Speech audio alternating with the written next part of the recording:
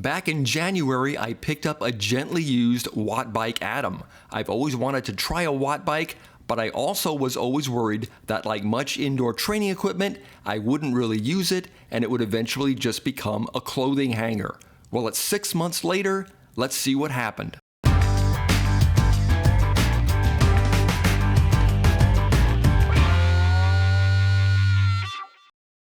Well, the good news is that this hasn't become a clothes hanger. So I could take this off here. I've actually used the Wattbike Atom a lot more than I thought I would have. I really do like the Wattbike. This won't be a full review as there are plenty of those already floating around on the web, but I'll just give you my impressions and then show you a bit of RGT Cycling, the online training app I use with the Atom. The first thing that struck me when I got the Atom home was just how much space it didn't take up. One of the reasons I never went the turbo trainer route was the amount of space the trainer and an attached bike would take up. I just didn't have that kind of available space. The Atom is very compact and tucks neatly into a corner, taking up an incredibly small amount of space for what it is. And since I don't have to drag a bike inside, remove a wheel, and connect it to a turbo trainer, I'm much more likely to just hop on the Atom at a moment's notice. I initially thought I'd just be using the Wattbike on rainy days, but the convenience of being able to just jump on and ride makes it a great way to get in a ride when you normally wouldn't have the time. For example, I usually ride on Saturdays, but sometimes family matters take precedence and I wind up squeezed for time. An outdoor ride usually takes about 4 hours between prep and ride time, but I can jump on the Atom with almost no prep and get in a hard 40 minutes. No, it's not exactly the same thing, but at least I can get in some kind of ride when I'd normally have to skip riding for the day altogether. The Atom feels somewhat close to riding a road bike, and while the gear shifting is slightly delayed, once you get used to it, it's not really a problem.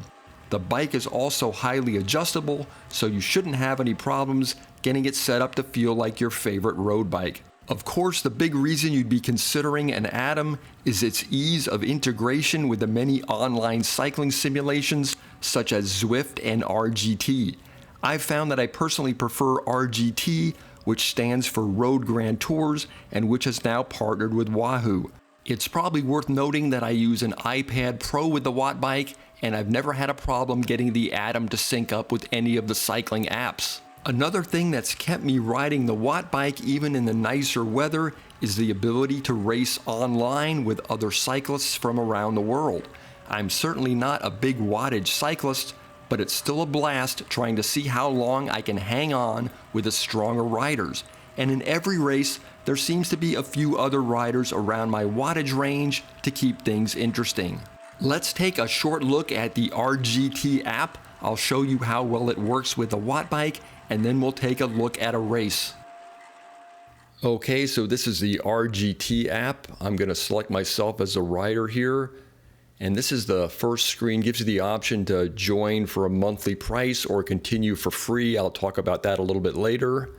Here's your main screen. I'm going to select events here to show you what some of the events look like. There are all kinds of events. You have races, you have social rides, you have challenges, and you can select them here. If you want to just ride, you can logically select just ride like I just did, and you'll see a series of courses come up here. I selected Canary Wharf in London. Here it is. I'm going to hit ride now, and it will load up. A little bit about paid versus free on RGT. If you don't pay for a monthly subscription, you can still join any of the races, any of the group rides, and there are usually 2 free courses available, and they rotate through the available free courses, so you really do get a lot for free. If you sign up for the paid subscription, not only can you ride any of the courses anytime you want, but you get access to the Magic Roads feature, which allows you to transfer any real-life course you want into the simulation yourself, which is pretty darn cool. So here we are on the Canary Wharf course. You see the riders listed along the left side. A couple of British riders along with me there. My wattage is in the upper left-hand corner now. It's 269, 280. I'm going to creep up here on O Stan, see if I can get in his draft. Oh, there's a short sprint coming up. This is kind of a neat feature. You see there's a ranking board over there on the right, and you try and sprint as hard as you can on these little sprints here, see where you can place, and you'll see a listing over there that'll show the ranking of everyone that's done it in a recent period of time. Sprint starting here in 0.05 miles. Another ride up. See if Opedrix doesn't get in my way here. And then the sprint starts. Pushing it up to 400 watts, 390, 415. It's about on the edge of my ability. Thankfully, it's a short sprint. You can see the graphics are pretty cool. And there's the finish line there. So I crossed the finish line, and then over on the right, we should see the, there it is, live ranking, 13th place. The different courses will have different length sprints, and they'll have climbs. It's a neat feature, kind of keeps you motivated while you're going through. And here while I'm drafting it reminds me, one of the things I like about RGT over Zwift is that it really has a great drafting dynamic. It's much more realistic. And at the end of the ride here, you'll get a breakdown of all the stats for the ride, which you can then transfer over to Strava or whatever platform you use to record your rides. Okay, so let's take a look at a race. This is one of the NorCal Tuesday night races put on by Daniel Connolly. That is my avatar there over to the right in the red jersey. And I'm moving through some of the different camera views. It lets you select whatever camera view you'd like. In my experience, the first person's the best when you're actually trying to race and figure out what's going on.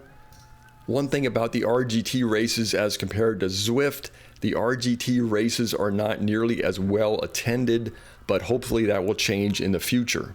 Okay, so the race is starting in 16, 15, 14 seconds, and you usually start pedaling hard 5 seconds before the start because there's a natural 3-second delay or so before you get up to speed.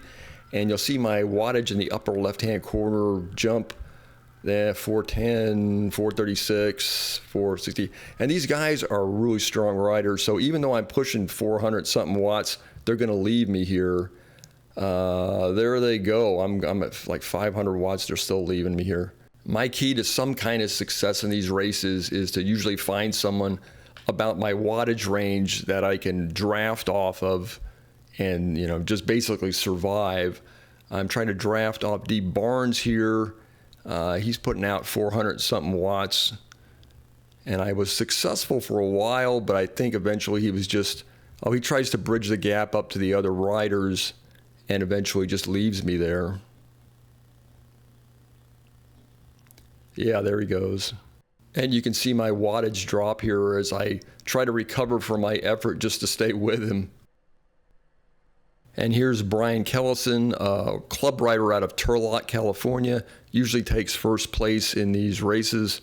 And here's where I will fall off and wave goodbye to the front group.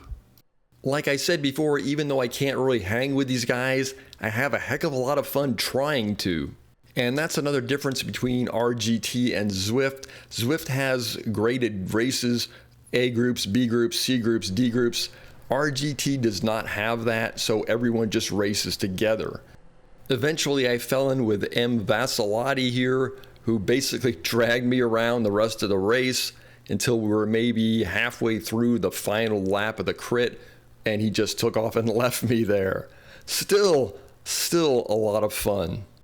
So no, the Wattbike Atom has not become a clothing hanger, and even when the weather's nice, I'm still riding it due to its sheer convenience and the challenge and fun of online racing.